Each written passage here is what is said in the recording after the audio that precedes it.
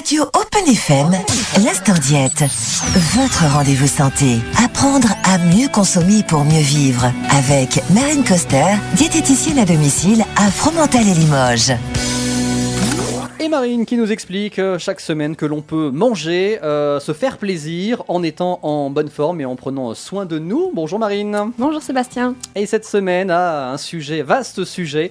On va faire saliver les gourmands, les amateurs de sucre, puisque c'est de cette thématique dont nous allons parler. C'est vrai que le sucre, on dit tout et n'importe quoi, il fait envie, on en a toujours envie et en même temps on se dit il est très mauvais pour notre santé. La question aujourd'hui c'est est-ce que tous les sucres sont mauvais? Ce sera ça? Voilà, on va avoir déjà la base en disant qu'est-ce que c'est vraiment un sucre et on verra par la suite s'ils sont vraiment tous mauvais pour notre santé. Alors c'est vrai qu'on a parlé de cette pyramide alimentaire, on a parlé des lipides, donc les graisses pour commencer, on a parlé des protéines, on parle des sucres, on est bien sur des fondamentaux, c'est-à-dire qu'aucun de ces trois-là ne doit être banni de l'alimentation, ça c'est clair. Voilà, tout à fait, ça doit vraiment être la base de notre alimentation et c'est vraiment les trois nutriments indispensables au bon fonctionnement de notre organisme. Alors, on commence par quoi pour parler des sucres? On va d'abord commencer par parler de leur rôle, parce que, évidemment, s'ils sont indispensables à notre organisme, c'est qu'ils ont des rôles assez importants. Donc, est-ce que tu sais les rôles que les glucides pourraient avoir? Nous faire grossir, déjà. Mais je crois que c'est aussi notre carburant, c'est bien le problème, c'est qu'il nous en faut, mais pas trop. Voilà, c'est ça. En fait, le rôle principal, c'est évidemment de produire de l'énergie pour le corps, sinon on ne devrait pas en manger. Donc, comme les protéines, les glucides apportent 4 kilocalories. Et en fait, ils vont constituer la source d'énergie la plus rapidement utilisable par l'organisme. Il est aussi en partie mis en réserve dans le foie et les muscles. Donc on dit 4, c'est la même chose que les glucides. Est-ce qu'on peut dire qu'il y en a un qui est pire que l'autre? Quand on fait des régimes, on se dit je vais limiter les graisses ou le sucre. Est-ce qu'il y en a un qu'il faut privilégier vraiment quand on veut? Eh bien en fait, normalement les glucides, les sucres doivent représenter 50% de notre alimentation par jour. Ah oui quand même. Donc oui, ça doit Donc, quand on s'en prive, c'est pas bon du tout pour l'organisme qui va nous le faire payer quand on dit l'effet yo-yo, c'est un peu ça. Oui voilà, c'est ça. Ouais. Donc c'est ça le risque en supprimant les glucides. C'est vrai que ça c'est sûr, on va perdre du poids. Ouais. Mais après, pas pour longtemps. Voilà, dès qu'on va recommencer à en manger, on va reprendre le poids qu'on a perdu et même voire plus. Donc c'est vraiment pas l'idéal. Parce qu'en plus, il faut savoir que les glucides, ils sont indispensables au fonctionnement du cerveau, car le cerveau, il est glucodépendant, comme on appelle ça. Donc s'il n'y a pas de sucre... C'est de sa faute alors. Si on en a tellement besoin, c'est si de la faute de notre cerveau. Il ne sait pas fonctionner correctement. Donc, et les globules rouges aussi le sont. Donc c'est vraiment important pour le fonctionnement de notre organisme. Et ils ont aussi un rôle dit de constitution. Alors ça veut dire quoi ça? Ça veut simplement dire qu'ils vont entrer dans la composition de nos tissus, comme les cartilages par exemple. Donc c'est vraiment indispensable et pourtant on dit souvent que ce sucre il est globalement mauvais pour notre santé. Alors d'où ça vient tout ça? Oui, en fait tout dépend de quel sucre on va parler en fait, parce qu'on peut vraiment les retrouver sur plusieurs formes. Évidemment d'habitude quand on entend le mot sucre on pense directement au sucre de table, le sucre blanc, sucre raffiné, voilà. C'est ça qu'on ajoute dans nos préparations, mais on peut en trouver aussi dans d'autres aliments comme les fruits par exemple, on en retrouve aussi dans les produits laitiers, donc, et ça c'est des aliments qui sont importants, donc évidemment on en trouve dans d'autres aliments, mais le tout c'est de savoir quel sucre consommer. Donc voilà, pour savoir quels aliments consommer pour avoir le bon sucre, celui qui est naturel. Voilà, c'est ça. Alors, on commence avec ce qui est sucre simple, donc qui est a priori quoi? C'est le bon ou le mauvais sucre simple? Il n'y a pas de bon ou mauvais. C'est pas si simple que ça. Il y a des plus bons et des plus mauvais, mais c'est pas si simple que ça. Voilà. En fait, les sucres simples, il y en a plusieurs. Il y en a qui sont plus intéressants que d'autres.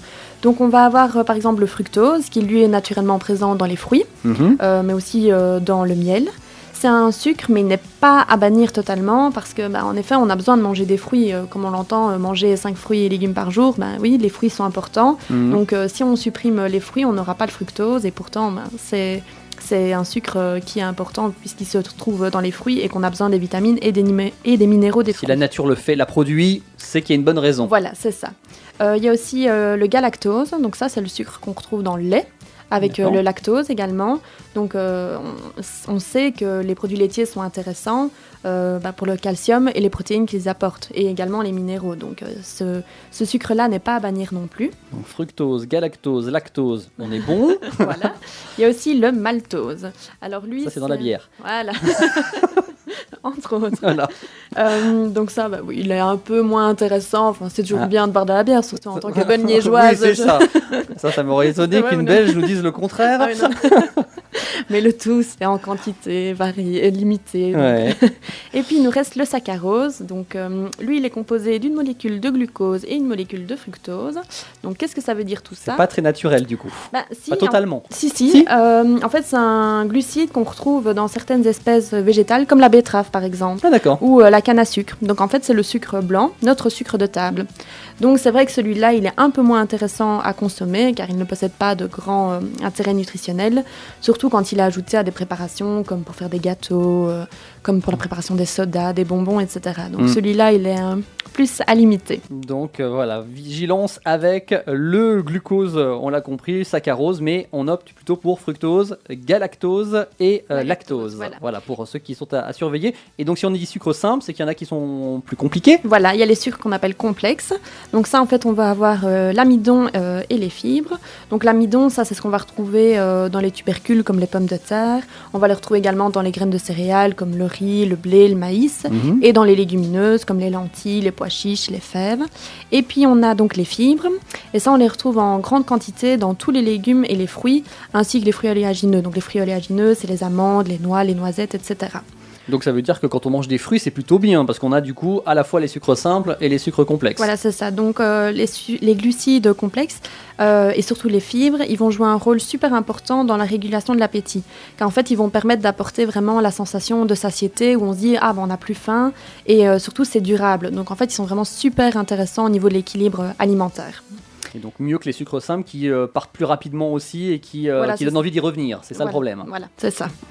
Mais maintenant qu'on sait tout ça, on se rend vraiment compte que les glucides, on en trouve un peu partout aussi dans l'alimentation, et donc qui ne sont pas tous mauvais pour la santé. On a tordu le cou à cette idée que le sucre était notre pire ennemi. Voilà, le tout c'est d'éviter le sucre ajouté dans les préparations et le sucre simple, comme je disais tout à l'heure, le saccharose qu'on ajoute dans les sodas, les gâteaux, etc.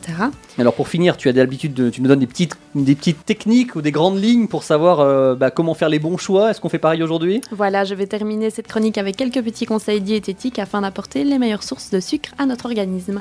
Donc l'idéal, c'est de manger 2 fruits par jour. Essayer de remplacer tout ce qui est pain blanc, pâte blanche, riz blanc par des pains complets, des pâtes complètes, du riz complet, car ces céréales complètes-là auront plus de fibres et comme je l'ai expliqué tout à l'heure, les fibres vont permettre vraiment d'apporter une sensation de satiété, donc ce sera plus intéressant que les sucres plus raffinés du pain blanc. Il faut aussi apporter des légumineuses dans l'alimentation.